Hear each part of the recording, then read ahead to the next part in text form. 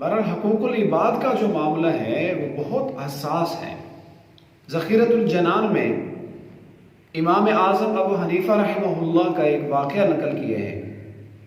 امام صاحب رحمہ اللہ کی کپڑے کی دکان تھی، کپڑے کا کاروبار تھا، اور آپ کی ساری جو کمائی تھی، جو نفع آتا تھا، وہ فقہا، محدثین، غریب، یتیم، بیواؤں کے پر خرچ کرتے تھے آپ۔ ایک مرتبہ ایسا ہوا، آپ کو کسی کام کے لیے جانا تھا، آپ نے اپنے ایک شاگرد کو، جو لڑکا دکان پر کام کرتا تھا، آپ نے اس کو تفصیل بتا دی کہ یہ تھان اتنے کا ہے، یہ اتنے کا ہے، یہ اتنے کا ہے، اور یہ جو تھان پڑا ہے اس میں کچھ عیب ہے، نقص ہے، اس کو تھوڑا کم ریٹ پہ بھیجنا ہے۔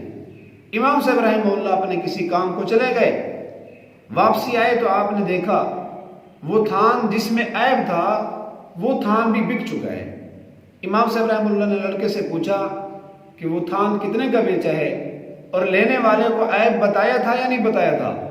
تو وہ کہنے لگا، حضرت مجھے تو جلدی میں یاد نہیں رہا، میں اس کو عیب نہیں بتا سکا۔ اب یہ مسئلہ ہے، حلال حرام کا مسئلہ ہے۔ شریعت ہمیں کہتی ہے جب تم کوئی چیز بیچ رہے ہو، اس میں اگر کوئی عیب ہے تو مشتری کو، خریدنے والے کو وہ عیب کھلم کھلا بتا دو۔ اس چیز کو ذہن میں نہ رکھو، اگر ہم نے عیب بتایا تو وہ چیز سستی بک جائے گی، میرا کوئی نقصان ہو جائے گا۔ بھائی برکت دینے والی ذات وہ اللہ کی ہے، تھوڑا کم داموں بک جائے گا نا، لیکن قبر اور آخرت تو روشن ہو جائے گی۔ آپ علیہ الصلوۃ والسلام ایک مرتبہ ایک غلہ منڈی میں تشریف لائے۔ آپ نے دیکھا ایک صحابی، ایک آدمی ہے، وہ منڈی کے اندر اپنا غلہ بیچ رہا ہے، آپ نے غلے میں ہاتھ ڈالا، نیچے سے غلہ وہ گیلا تھا۔ تو آپ نے اس صحابی سے پوچھا یہ کیا ہے؟ تو صحابی کہنے لگا کہ یا رسول اللہ، آسمان سے بارش آئی تھی تو غلہ گیلا ہو گیا۔ تو آپ نے اس کو سمجھایا کہ بھلے مانیز، اگر غلہ گیلا ہو بھی گیا تھا غلہ، تو تجھے چاہیے تھا کہ جو نیچے والا حصہ تھا گیلا، اس کو اٹھا کر اوپر کر دیتا تاکہ دھوکہ نہ ہوتا۔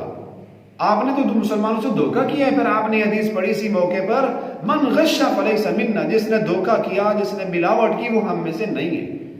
امام صاحب رحمہ اللہ کو فکر لائق ہوئی، لڑکے کو ڈانٹا کہ تو نے عیب کیوں نہیں بتایا، تو نے تو میری ساری کمائی کو حرام کر دیا، اس سے تو میری ساری کمائی ناپاک ہو گئی۔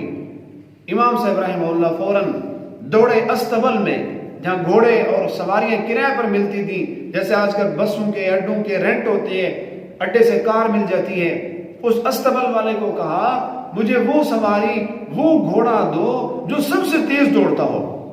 اور پھر پوچھا اس لڑکے سے کہ وہ قافلہ کس طرف گیا ہے۔ امام صاحب رحمہ اللہ نے اپنا وہ تیز رفتار گھوڑا جو کرائے پر لیا، قافلے والوں کے پیچھے دوڑایا، اور اس آدمی کا حلیہ معلوم کر لیا تھا، اس نے کس طرح کپڑے پہنے ہوئے ہیں، وہ کس شکل کا آدمی تھا۔ امام صاحب رحمہ اللہ اس آدمی کے پاس پہنچ گئے اور اس کو کہا آپ نے کوفے میں فلاں دکان سے گرم تھان خریدا ہے؟ اس نے کہا جی خریدا ہے میں نے تو پیسے دیے ہیں۔ فرمایا ٹھیک ہے، بات آپ کی ٹھیک ہے، آپ نے پیسے دیے ہیں، لیکن بات یہ ہے کہ وہ دکان میری ہے، جس لڑکے نے آپ کو کپڑا دیا وہ میری دکان پر کام کرتا ہے۔ میں بتانے یہ آیا ہوں کہ اس تھان میں کچھ عیب تھا، لڑکا آپ کو بتا نہیں سکا، لہٰذا اس کے کچھ اتنے پیسے کم ہیں، لڑکے نے آپ کو زیادہ بتا دیے، لہٰذا یہ پیسے لے لیں۔ تو دیکھو میرے دوستو، آج ایسے لوگ کہاں ملتے ہیں؟ ایسے نہیں بن گئے امام اعظم، انہوں نے حلال حرام میں فرق کیا۔ میرے دوستو، یہی چھوٹی چھوٹی ہماری بے احتیاطیاں ہیں جس نے ہمیں اسلام سے دور کر دیا ہے۔